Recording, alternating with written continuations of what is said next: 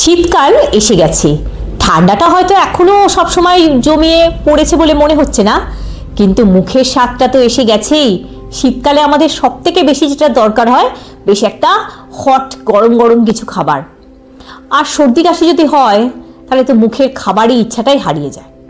তখন কি মনে হয় যদি এক বাটি স্যুপ পাওয়া যেত তাহলে না জানি কতই ভালো হতো, কিন্তু অনেকক্ষণ সময় ধরে বানানোর সেটার তো ইচ্ছাই হয় না। তাহলে আজকে দেখে নেওয়া যাক খুব সহজে কি করে চটজলদি একটা স্যুপ বানিয়ে নিতে পারবেন, আর সেটা স্টার্টার হিসাবেও কেউ গেস্ট এলেও সার্ভ করতে পারবেন, নিজেরাও খেতে পারবেন, বাচ্চা থেকে বড় সকলের ভালো লাগবে। তাহলে চলুন দেখে নেওয়া যাক চিকেন সুইটকর্ন স্যুপ কিভাবে খুব তাড়াতাড়ি খুব সহজেই বানিয়ে নিতে পারেন। বাতাসে এখন হালকা হিমেল হাওয়া, উত্তরে বাতাস বইতে শুরু করে দিয়েছে, আর এই সময়ে গরম গরম যদি স্যুপ খাওয়া যায় কেমন হয় বলুন তো? না না, খুব বেশি ঝামেলা নয়, আর দোকান থেকে কিনলে চিকেন তো খুঁজেই পাওয়া যায় না, আপনার দাম নিয়ে নেবে অনেক বেশি। মাঝে মধ্যে খেতে হয়, কিন্তু যদি সেটা বাড়িতেই খুব সহজে বানিয়ে নেওয়া যায় তাহলে এর থেকে ভালো কিছু হয় না, তাই না? আর স্যুপ এমন একটা জিনিস, সেটা সর্দি কাশি হলেও ভালো লাগে, আর ঠান্ডাতেও ভালো লাগে, আর এমনিতে স্টার্টার হিসাবেও ভালো লাগে। আর বাচ্চা বড় বুড়ো সবারই এই স্যুপের প্রতি টান কিন্তু একেবারে অধিক মাত্রায়। তাই চলুন তো কিভাবে সহজে বানিয়ে নেওয়া যায় স্যুপটা দেখে নিই।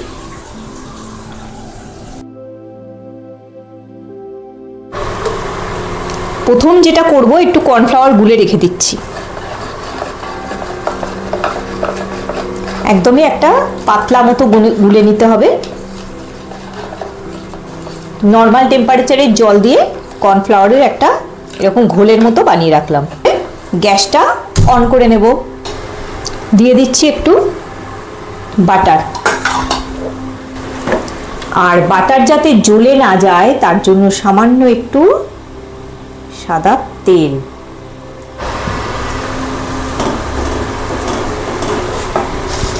চিকেনকে আমি সেদ্ধ করে এরকমভাবে ছোট ছোট টুকরো করে রেখেছি, আপনারা চাইলে কিমা দিয়েও করতে পারেন।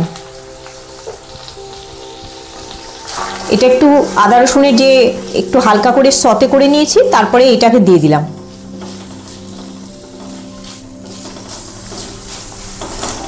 এটা একটা সুন্দর ফ্লেভার দেবে, তার জন্য দিয়ে দেবো বেশ খানিকটা গোলমরিচ। গোলমরিচ তো পরেও আবার যাবে। শীতকাল মানেই নানা রকমের স্যুপ, আর তার মধ্যে এই চিকেন সুইটকর্ন স্যুপ কিন্তু খুবই ইজি একটা স্যুপ, আর অনেক কিছু অ্যারেঞ্জ করার প্রয়োজনও হয় না। এছাড়াও নানা রকমের স্যুপ হয়, আমি একে একে পরে আবার দেখাবো, কিন্তু এইটা খুবই একটা ইজি, তাই জন্য এইটাই আগে দেখাচ্ছি। আচ্ছা, এর মধ্যে দিয়ে দিচ্ছি একটু গুঁড়ো চিনি। আমার কাছে গুঁড়ো চিনি রেডি করা থাকে, আমি সেটাই দিলাম। দিয়ে দেবো একটু নুন। নুনটা বুঝে দেবেন, যে যেরকম অনেকে নুন একটু কম খান সেক্ষেত্রে কম নুন দেবেন। এর মধ্যে দিয়ে দিচ্ছি এই সুইট কর্ন, এটা হালকা সেদ্ধ করেছি, আর এর মধ্যে কিছুই দিইনি, শুধুই সেদ্ধ করা।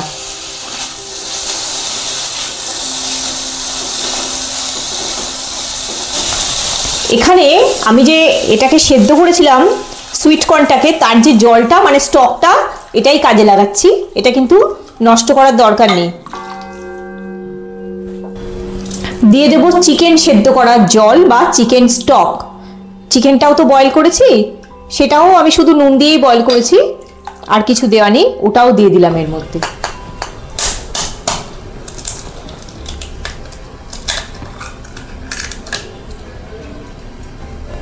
একটা ডিমকে ফেটিয়ে নিচ্ছি, কিছু দিয়ে ফেটানো হচ্ছে না, শুধু ডিমটাকেই ফেটানো হচ্ছে। এটা একদম লাস্টে কাজে লাগবে, কিভাবে অ্যাড করব সেটা দেখিয়ে দেবো। আচ্ছা, এটা একদম ফোম তৈরি করার দরকার নেই, জাস্ট মিশিয়ে নিলেই হবে। মানে ডিমটা জাস্ট এই ইয়কটা মানে কুসুমটা আর সাদা পোর্শনটা মিশে গেলেই হবে, একদম যাকে বলে কেকের সময় যেরকম আমরা করি ওরকম করার দরকার নেই। দেখুন রংটা কীরকম এসছে। এর মধ্যে দিয়ে দিচ্ছি ওই যে স্লারি বা যে পাতলা ঘোলটা কর্নফ্লাওয়ারে করে রেখেছিলাম। এবার এটাকে ভালো করে বয়েল আসতে দেব। এখনই দিয়ে রাখছি একটু স্প্রিং অনিয়ন কুচি, পরে আবার অল্প একটু গার্নিশিংয়ে দেবো।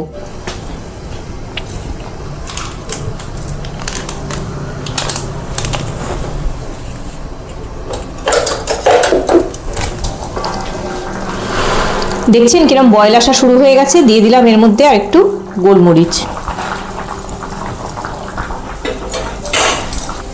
এবার যেটা করতে হবে, এই যে ডিমটা গুলে রেখেছিলাম ওটা মাঝখানটা দেব। এখন নাড়াবো না, একটু পরে নাড়াবো। দেখেছেন ডিমটা কিরম পোচের মতো হয়ে যাচ্ছে। এবার আস্তে আস্তে নাড়াবো। ওই যে দোকানে আমরা খাই না, দেখবেন ডিমটা কেমন ভেসে ভেসে থাকে, ওটা এই জন্য হয়। আমি যদি প্রথমেই নাড়াতে থাকি তাহলে একদম ওটাকে আর আলাদা করে এরকম যে একটা টেক্সচার এসছে ওটা আসবে না। এবার এটাকে এরকম ভাবে ছোট ছোট করে নিতে হবে। Chicken sweet corn soup ready. এরকমই পাতলা পাতলা টেক্সচার থাকবে আর গরম গরম সার্ভ করতে হবে।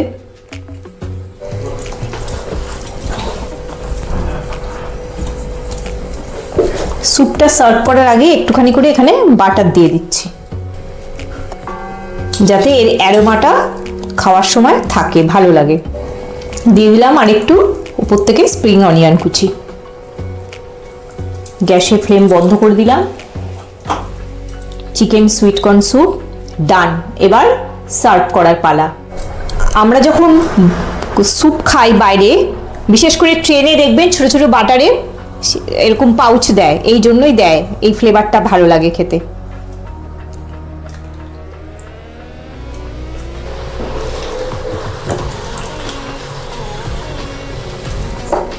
এটা হয়ে গেল। এবার এটা পাশে রেখে এটার মধ্যে নিয়ে নেব। তাহলে বন্ধুরা খুব সহজেই বাড়িতে বানিয়ে নিতে পারবেন। আর এটা কিন্তু অতিথি আসলে স্টার্টার হিসাবেও দিতে পারেন। সঙ্গে কিন্তু একেবারে বেশি কিছু আর আইটেম রাখার প্রয়োজন পড়বে না, কারণ এটা খেলে অনেকটাই পেট ভরে যায়। আর কিছু যদি সেদিন কোনো কারণে আলাদা করে কোনো দিন রাত্রে হয়তো কিছু ইচ্ছা করলো না, ব্রেড টোস্টের সাথে স্যুপ খেয়ে দেখবেন একবার, অসাধারণ লাগবে খেতে। আমি তো ভীষণভাবে স্যুপ লাভার, মানে আমি যে এত স্যুপ ভালোবাসি সেটা আমি বলে বোঝাতে পারবো না। আর আমি মাঝে মাঝে নিজে বানিয়ে খাই, তো ভাবলাম কেনই বা আপনারা বাদ যাবেন, আপনাদের সঙ্গেও রেসিপিটা শেয়ার করি, তাই জন্যেই রেসিপিটা আপনাদের দিলাম। দেখুন সামনে থেকে একদম ক্লিয়ার প্রায়, অথচ ভেতরে সব কিছুই দেওয়া হয়েছে সেটা বোঝাও যাচ্ছে। তাহলে ভিডিওটা যদি ভালো লেগে থাকে চ্যানেলটা সাবস্ক্রাইব করে পাশে থাকার অনুরোধ রইল। সবাই খুব ভালো থাকবেন, সুস্থ থাকবেন। দেখা হচ্ছে পরের একটি পর্বে। ধন্যবাদ।